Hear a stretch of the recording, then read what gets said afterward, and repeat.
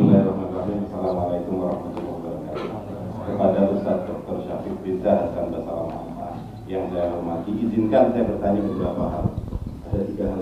Yang pertama, apakah boleh wanita Arab atau wanita Arab turunan di Indonesia dipinang oleh pria non-Arab yang tidak bermarga tapi satu akidah, yaitu Ahlus Sunnah wal Jamaah? Nah, Masya Allah. Yang kedua, satu aja, satu. Kecuali berkaitan. Saya tertarik dengan satu gadis Arab. Wah, ini saya tertarik dengan salah satu gadis Arab turunan. Kebetulan marganya sama dengan Ustadz. Dan saya berteman dengan ayahnya cukup dekat. Dan tiap subuh suka berangkat ke masjid bareng saat di Pekalongan sana, dari Pekalongan kan. Tapi anaknya, gadis yang dimaksud, tidak mengenal saya. Hanya saja memiliki cukup informasi tentang dia. Maka layak dan adakah harapan saya untuk mempersatukannya? Yang ketiga, ini berlanjut. Mohon nasihat Ustadz terkait hal itu. Nah, insyaallah. Barakallahu fikum ya.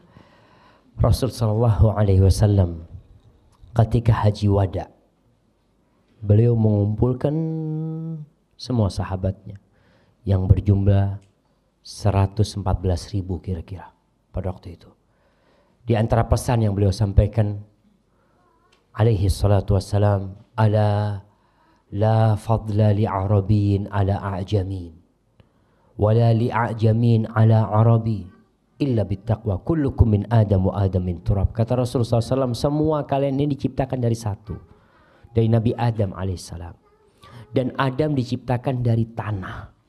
Jadi bahan dasar semua manusia ini sama, dari tanah. Maka tidak ada kemuliaan orang Arab atas orang non-Arab.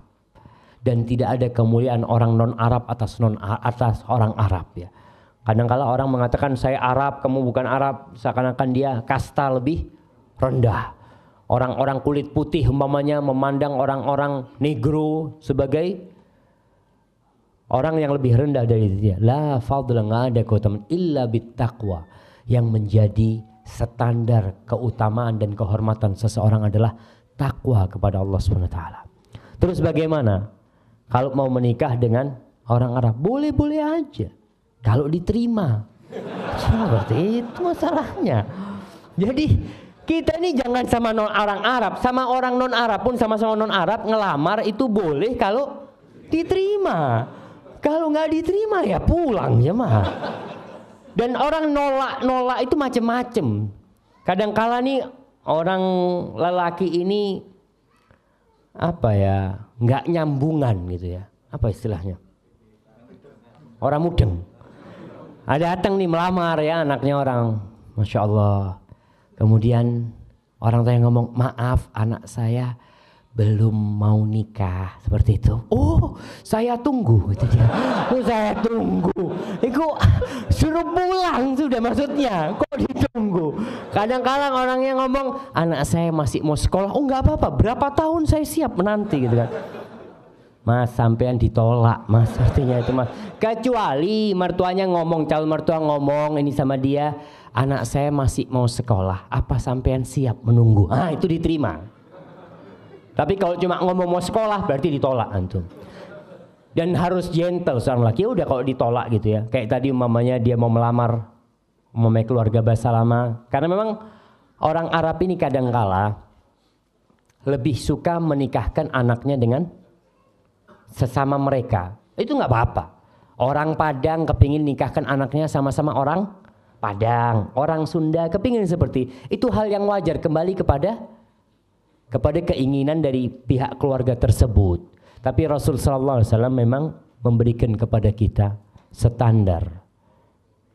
Kalau kau ingin menikahkan anakmu, jangan melihat kepada itu, lihatlah kepada agama dan akhlaknya. Orang-orang Arab kenapa kok jarang mau menikahkan anak perempuannya dengan selain Arab? Kadangkala kesian sama cucunya. Karena cucunya nanti tidak akan membawa marga. Takut sama sepupu-sepupunya itu dia dikucilkan seperti itu. Ya itu termasuk salah satu pandangan yang karena kesian sama cucunya gitu loh. Kalau nanti mamanya dipandang ini nggak ada marganya ini seperti itu. Dalam orang Arab biasanya nyebut orang Jawa itu akhwal. Orang Arab kalau nyebut orang Jawa itu akhwal. Akhwal itu dari asal kata khol yang artinya bibi dari ibu. Karena orang Arab ketika datang ke Indonesia mereka tidak bawa istri, dia menikah dengan orang Jawa, orang Sunda, orang Padang, menikahlah dengan orang Indonesia. Ketika anaknya bertanya, "Pak, ini siapa?" Dikatakan akhwal, saudara-saudara ibumu gitu loh. Seperti itu ucapan yang mereka lakukan. Jadi sebenarnya itu wajar sekali kalau ketika mereka menolak, nggak mau nerima antum, ya antum harus sabar. Bukan karena antum nggak layak diterima, mungkin ada pertimbangan-pertimbangan yang lainnya. Antum kalau sudah dekat sama orang tuanya, bismillah. Kekuatan doa itu tidak terbendung.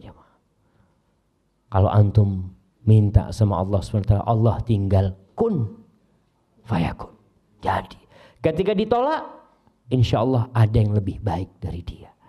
Karena tidak hanya dia wanita di muka bumi ini. Jadi nasihat ana buat dia, bismillah. Antum istikharah, antum musyawarah. Kalau belum siap untuk ditolak, yang jadi masalah kadang-kala orang itu siap diterima, nggak siap ditolak. Kalau belum siap ditolak, jangan minta anak dia. Kalau antum nggak siap ditolak, cari wanita lain. Tapi kalau antum siap, saya siap. Kalau berarti saya ditolak, bukan jodoh saya. Bismillah, berangkat. Insya Allah itu akan jadi baiknya. Apalagi kalau perempuan itu adalah wanita yang soleha seperti itu. Hadza wallahu a'lam bishawab.